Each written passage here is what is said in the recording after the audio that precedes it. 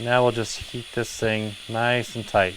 Today we're going to take a look at a product by Wirefy. This is their number 10 heat shrink ring connectors.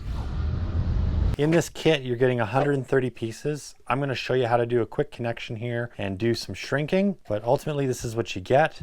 Now these are going to do anywhere between 14 and 16 gauge wire. So keep that in mind. You don't want to be putting too thick a wire in here or too thin. So it's really simple. This outer covering here shrinks down around your wire and it's very easy to do. So I've got some 14 gauge wire. I'm just going to put it in the hole, crimp it, and then we're going to shrink this up. The easiest way I've found is to take the actual connector and put it in your crimper first. So this is a Wirefy crimper and it's color coded. You got red, blue, and yellow. This is a blue connector, so it goes in the blue slot. Now I just hold it here and then I take my wire and I slide it into the hole just like this. Once it's in place, you just want to crimp down on it all the way. Now the handle will release and it's nice and flat. It's not going to come out. Now, if you look in the end, I don't know if you can see it, but there's a little bit of copper wire in there that you can just see.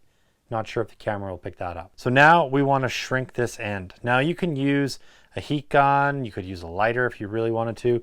I'm going to use this little Dremel right here. This is really handy. This Dremel operates as a heat gun as well as a soldering gun. I'm just going to make sure it's in the right position. So we just got to flick this thing on. You can see the orange glow in there.